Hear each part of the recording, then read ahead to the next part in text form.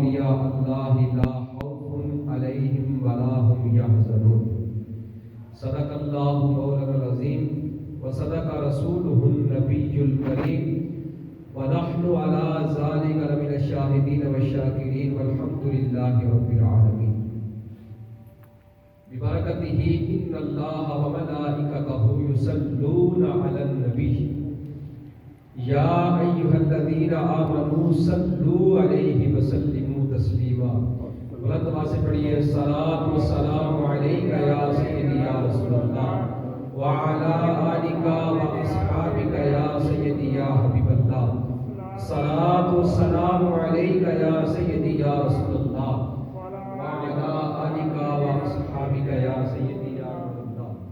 مولاي صل وسلم دائما ابدا علی حبیبک خیر الخلق کلہم منزہ عن شریک فی محاسنہ فجوہر الحسن فیہ غیر منقسم۔ یا رب بالمصطفیٰ بلغ مقاصدنا واغفر لنا ما مضى یا واسع الکرم۔ اللہ جل جلالہ وامن والہ وَأَعْظَمَ ذِكْرُهُ وَأَتَمَّ بُرْهَانُهُ وَأَجَلَّ شَأْنُهُ کی حمد و ثنا اور سرور کائنات مغفر موجودات زینت بزم کائنات قائد المرسلین خاتم النبیین احمد مجتبیٰ جناب محمد مصطفیٰ صلی اللہ تعالی علیہ وآلہ وسلم کی بارگاہ میں ادیب السلام عرض کرنے کے بعد رب عز و جل کی بارگاہ میں دعا ہے کہ مجھے حق سچ کہنے اور آپ سب کو سن کر عمل کرنے کی توفیق عطا فرمائے۔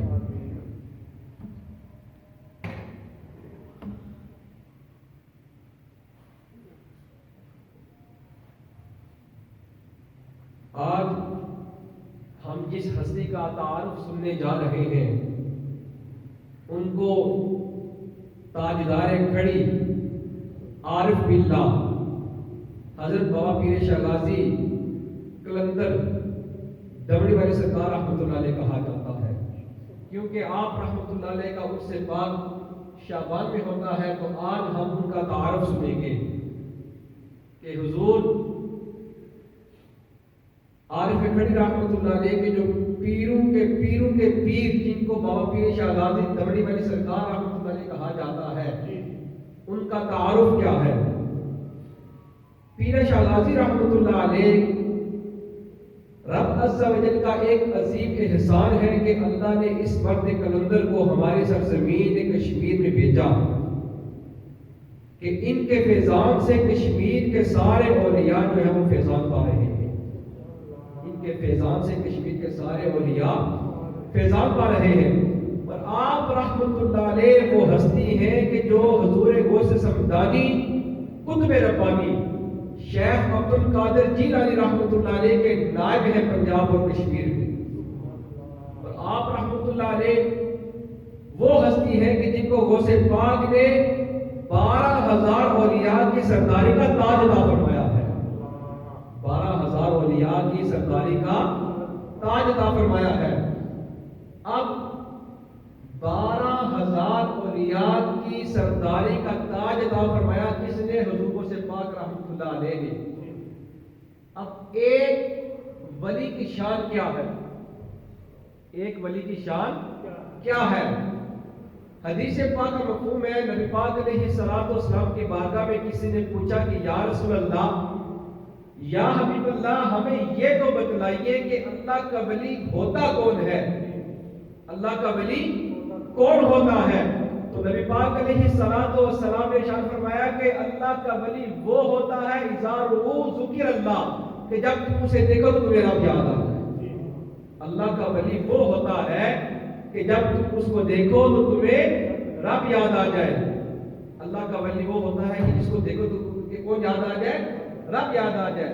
پھر نبی پاک علیہ الصلوۃ والسلام کی بارگاہ میں صحابہ کرام نے عرض کی کہ یا رسول اللہ یا حبیب اللہ ہمیں اللہ کے اولیاء کے بارے میں بتلائیے کہ ان کی نشانیاں کیا ہیں، وہ ہوتے کون ہیں؟ تو نبی پاک علیہ الصلوۃ والسلام نے ارشاد فرمایا کہ اللہ کا ولی وہ ہوتا ہے کہ جو قیامت کے دن رب عز و جل کے اتنے قرب میں ہوں گے کہ اس دن رب عز و جل کے قرب میں اتنے قرب میں اللہ کے ولی ہوں گے کہ اس دن اللہ کے نبی بھی اور شہید بھی ان پر رشک کر رہے ہوں گے. ان پر کیا کر رہے ہوں گے؟ رشک کر رہے ہوں گے. تو صحابہ کرام کے دل میں یہ شوق پیدا ہوا کہ ہمیں نبی پاک علیہ الصلوۃ والسلام ان کی نشانیاں بتلائیں کہ اللہ کا ولی ہوتا کون ہے. اللہ کا ولی ہوتا کون ہے؟ جب صحابہ کرام نے نبی پاک علیہ الصلوۃ والسلام کی بارگاہ میں یہ سوال کیا نا کہ یا رسول اللہ یا حبیب اللہ ہمیں ان کی نشانی بتلائیے، تو نبی پاک علیہ الصلوۃ والسلام یہ سوال سن کر خوش ہو گئے. خوش ہوئے تو نبی پاک علیہ الصلوۃ والسلام نے ارشاد فرمایا کہ اے میرے صحابہ سنو کہ وہ جو اللہ کے ولی ہوں گے ان کی آپس میں کوئی خونی رشتہ داری تو نہ ہوگی، مختلف قبیلوں سے ہوں گے، مختلف خاندان سے ہوں گے، لیکن بروز قیامت رب عز و جل ان کے لیے نور کے ممبر بچھائے گا، نور کے ان کے لیے صوفے لگائے گا، اور رب تعالیٰ اپنے دست قدرت سے ان کو نور کے ممبر پر بٹھائے گا. اس دن جب ہر بندہ خوف خدا سے تھر تھر کانپ رہا ہوگا، ان کو نہ تو کوئی خوف ہوگا نہ وہ غمزدہ ہوں گے. اب صحابہ کرام کے دل میں اور شوق پیدا ہوا کہ نبی پاک علیہ الصلوۃ والسلام ہمیں بتلا دے کہ وہ ہے کون. پھر نبی پاک علیہ الصلوۃ والسلام نے ان کی نشانی بتلائی. فرمایا الا ان اولیاء اللہ لا خوف علیہم ولا هم یحزنون، کہ سن لو بے شک وہ اللہ کے ولی ہوں گے، اس دن نہ ان کو کوئی خوف ہوگا نہ وہ غمزدہ ہوں گے. وہ اللہ کے ولی ہوں گے، نہ تو ان کو اس دن کوئی خوف ہوگا اور نہ ہی وہ غمزدہ ہوں گے. اب ان اولیاء میں سے جن کا آج ہم ذکر سنیں گے ان کو بابا پیر شاہ غازی دمڑی والی سرکار رحمۃ اللہ علیہ کہا جاتا ہے. بابا پیر شاہ غازی رحمۃ اللہ علیہ وہ ہستی ہے کہ جن کی زبان سے جو نکلتا ہے اللہ تعالیٰ اس کو پورا کر دیتا ہے، کہ جو غازی بھی ہے، کلندر بھی ہے اور دمڑی والا بھی ہے. اب غازی کی ایک اپنی شان ہے، کلندر کی اپنی شان ہے، اور دمڑی والا ہونا بذات خود ایک بہت بڑی شان ہے. وہ کریم ہستی کہ جن کے مریدوں کے مرید، جن کو لوگ عارف کھڑی میاں محمد بخش کہتے ہیں، ان کی شان یہ ہے کہ ان کے مزار پر کوئی بندہ جاتا ہے تو خالی ہاتھ واپس نہیں آتا، خالی ہاتھ واپس نہیں آتا. وہ ہستی کہ جن کے فیضان کا دریا خطہ کشمیر کی اس سرزمین میرپور پر رہی، بلکہ کشمیر سمیت پورے ہندوستان میں ان کا فیضان بہہ رہا ہے. حضرت پیر شاہ غازی رحمۃ اللہ علیہ، آج ان کا تعارف ہم جن کی کتاب سے سنیں گے ان کو میاں محمد بخش رحمۃ اللہ علیہ کہتے ہیں، جن کا اولیاء میں مقام یہ ہے کہ ان کو عارف کہا جاتا ہے. کیا کہا جاتا ہے؟ عارف کہا جاتا ہے. اور عارف وہ ہوتا ہے کہ جو ہر وقت مشاہدہ حق میں رہتا ہے، جو ہر وقت مشاہدہ حق میں رہتا ہے. وہ ہستی کے جن کو میاں محمد بخش کہتے ہیں کہ ان کے بارے میں اولیاء نے یہ لکھا ہے. اولیاء کہتے ہیں کہ میاں محمد بخش یہ کوئی عام بندہ نہیں، بلکہ ان کا شمار جو ہوتا ہے وہ اولیاء کے ایک قسم ہے، ابدال، اس میں ان کا شمار ہوتا ہے. ان کی کتاب تذکرہ مقیمی اس سمیت ساری کتب چھوٹی بڑی جتنی بھی ہے کل آپ کی 36 کتب ہیں. کتنی؟ 36 کتب. اگر ان کا ہی مطالعہ کر لیا جائے تو پتہ چلتا ہے کہ میاں صاحب رحمۃ اللہ علیہ نے جو ہمیں تعلیمات دی ہیں ان کی روشنی میں ہمیں یہ پتہ چلتا ہے کہ سنی ولی اس کو نہیں کہتے، سنی اس کو ولی نہیں کہتے کہ جو بندہ چھلے لگا کر درباروں پر جولے لگا کر جا کر دمالے ڈالے یا درباروں پر جا کر ڈول ڈمکا کرے. سنی ولی اس کو نہیں کہتے. نہ ہمارے میاں صاحب رحمۃ اللہ علیہ تو وہ ہستی ہے کہ آپ نے شریعت کو، طریقت کو، عقائد کو، اصول و فروع کو، بلکہ ہر چیز کو اپنے اشعار میں منظم اور مستند طریقے سے آپ رحمۃ اللہ علیہ نے اپنے اشعار میں اس کو بند کر دیا ہے۔ میاں صاحب رحمۃ اللہ علیہ اپنے پیر و مرشد بابا پیر شاہ غازی رحمۃ اللہ علیہ دمڑی والی سرکار آپ کا تذکرہ کرتے ہیں، فرماتے ہیں کہ ان کا نام پیر شاہ ہے۔ نام کیا ہے؟ پیر شاہ۔ لقب آپ کا غازی ہے اور دمڑی والا بھی آپ کا لقب ہے۔ دمڑی والا بھی آپ کا کیا ہے؟ لقب ہے۔ میاں صاحب فرماتے ہیں کہ میرے پیر کا نام تو پیر شاہ ہے، میرے پیر صاحب کا نام کیا ہے؟ پیر شاہ، مگر ان کا مقام و مرتبہ میرے دل پر اتنا حاوی ہے کہ میں ان کو پیر شاہ نہیں کہتا بلکہ ان کو دمڑی والا کہتا ہوں۔ ان کو کیا کہتا ہوں؟ دمڑی والا۔ اور اپنے شعر میں بھی آپ نے کہا کہ پیر میرا دمڑیاں والا، پیرا شاہ کلندر، ہر مشکل وچ مدد کرے گا دوئی جہانہ اندر۔ تو میاں صاحب کہتے ہیں کہ میرے پیر و مرشدوں کے بھی جو مرشد ہیں ان کا نام میں نہیں لیتا، کس وجہ سے؟ ادب کی وجہ سے۔ کس وجہ سے؟ ادب کی وجہ سے۔ بابا پیر شاہ غازی رحمۃ اللہ علیہ آپ کا حسب و نسب، اس کے بارے میں لوگ طرح طرح کی باتیں کرتے ہیں کہ آپ فلاں حسب سے تھے، فلاں نسب سے تھے، فلاں جگہ پیدا ہوئے، فلاں جگہ پیدا ہوئے، لیکن میاں صاحب رحمۃ اللہ علیہ آپ فرماتے ہیں کہ میری اتنی جرت نہیں کہ میں اپنے پیر و مرشد کے نسب و حسب کے بارے میں کچھ بیان کر سکوں۔ اب یہ وہ بندہ کہہ رہا ہے کہ جن کو رومی کشمیر کہتے ہیں، جن کو عارف کھڑی کہتے ہیں، جو عارف بلا ہے، وہ یہ کہہ رہے ہیں تذکرہ مقیمی میں ہے کہ میں اس بارے میں ان کے حسب و نسب کے بارے میں کوئی تذکرہ نہیں کرتا۔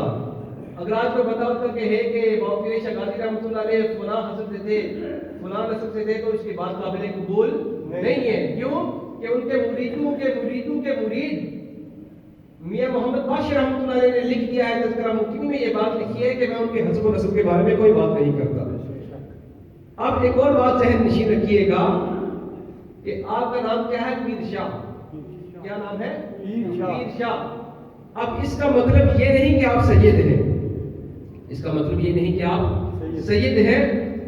میاں صاحب رحمۃ اللہ علیہ کی جتنی بھی کتب ہیں ان کا مطالعہ کیا جائے تو ان میں یہ بات ملتی ہے کہ آپ رحمۃ اللہ علیہ نے کہیں بھی یہ نہیں دیکھا کہ بابا پیر شاہ غازی رحمۃ اللہ علیہ سید تھے۔ آپ سید نہیں تھے۔ بابا پیر شاہ غازی رحمۃ اللہ علیہ کے بارے میں میاں صاحب رحمۃ اللہ علیہ نے لکھا ہے کہ آپ بہت بڑے سخی تھے۔ تذکرہ مقیمی میں آپ رحمۃ اللہ علیہ نے ایک واقعہ نقل کیا۔ تذکرہ مقیمی جو ہے یہ میاں صاحب کی کتاب ہے، فارسی میں آپ نے لکھی ہے۔ اس کتاب میں آپ نے بابا پیر شاہ غازی رحمۃ اللہ علیہ کے بارے میں ایک واقعہ نقل کیا کہ آپ بہت بڑے سخی تھے۔ کہتے ہیں کہ اس دور میں آپ کے پاس ایک بندہ آیا، وہ بندہ بادشاہ کا ایک خاص غلام تھا۔ بادشاہ نے کیا کیا؟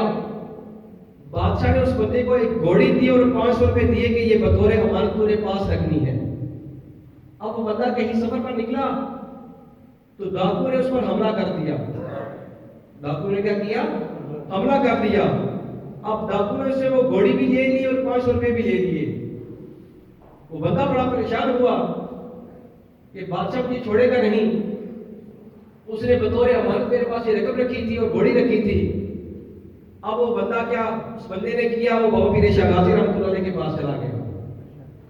جب آپ کی بارگاہ میں گیا تو جا کر اپنا دکھڑا نہ سنایا، نہیں، دل میں اس نے یہ نیت کی کہ میں اب ساری زندگی یہیں پہ گزار دوں گا، ساری زندگی یہیں پہ گزار دوں گا۔ اب 2 دن گزرے تھے کہ آپ رحمۃ اللہ علیہ کے پاس ایک بندہ آیا، بابا پیر شاہ غازی رحمۃ اللہ علیہ کے پاس ایک بندہ آیا، اس نے ایک گھوڑی آپ کو نذرانہ کی اور 500 روپے بھی دیے۔ ایک گھوڑی اور 500 روپے آپ کو نذرانہ پیش کیا۔ اب یہ بات 300 سال پہلے کی بات ہے۔ اس دور میں 500 روپے کی اتنی قدر و قیمت تھی کہ اگر وہ 500 روپے آپ چاہتے تو کھڑی شریف کا سارا ایریا اس سے خرید سکتے تھے، لیکن صحیح جو ہوتے ہیں ان کو مال کی محبت نہیں ہوتی، صحیح کو مال کی محبت نہیں ہوتی۔ جب وہ بندہ آیا آ کر اس نے کہا کہ حضور میں نے ایک نظر ماری تھی، اگر میرا فلاں کام ہو گیا تو میں آپ کی بارگاہ میں یہ نذرانہ پیش کروں گا، تو میرا وہ کام ہو گیا ہے تو یہ نذرانہ قبول کیجیے۔ آپ رحمۃ اللہ علیہ نے وہ نظارہ قبول کیا. قبول کرنے کے بعد اپنے مریدوں سے کہا کہ اس بندے کو بلا جو 2 دن سے ہمارے پاس آ رہا ہے. اس بندے کو بلایا گیا, بلا کر کہا کہ تجھے 500 روپے کی ضرورت تھی اور گھوڑی کی ضرورت تھی, جا وہ لے جا اپنے پاس رکھ لے, جا وہ لے جا اپنے پاس رکھ لے.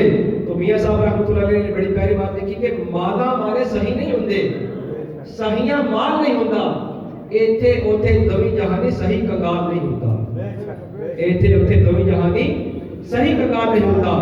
میاں صاحب رحمۃ اللہ علیہ فرماتے ہیں کہ آپ کا جو گھرانہ تھا, بابا پیر شاہ غازی رحمۃ اللہ علیہ کا جو گھرانہ تھا وہ علمی گھرانہ تھا, یعنی آپ کے گھر میں علم پڑھایا جاتا تھا.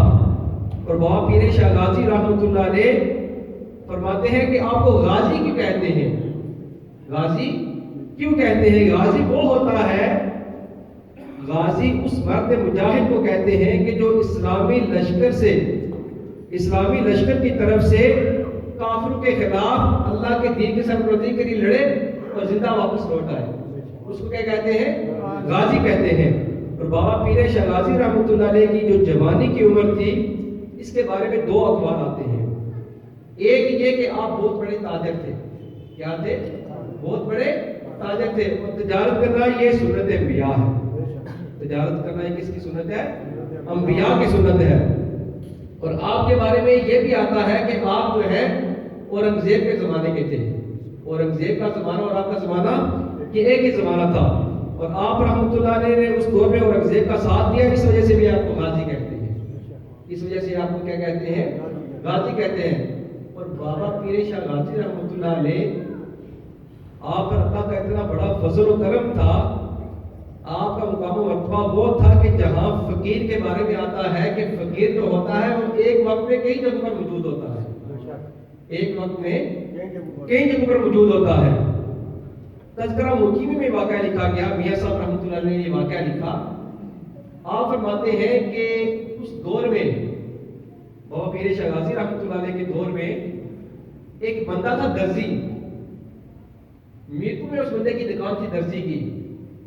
اس بندے کا عمل یہ تھا, وہ کیا کرتا تھا کہ ہر عید پہ بابا پیر شاہ غازی رحمۃ اللہ علیہ کو ایک نیا سوٹ دے کر سی کر جو تحفہ دیا کرتا تھا. ایک مرتبہ ہوا یوں کہ عید کے موقع پر اس بندے کو دلی کام پڑ گیا, دلی میں کام پڑ گیا. اس نے کیا کیا, ان کا سوٹ سی کر رکھ گیا, خود دلی کام کے لیے چلا گیا.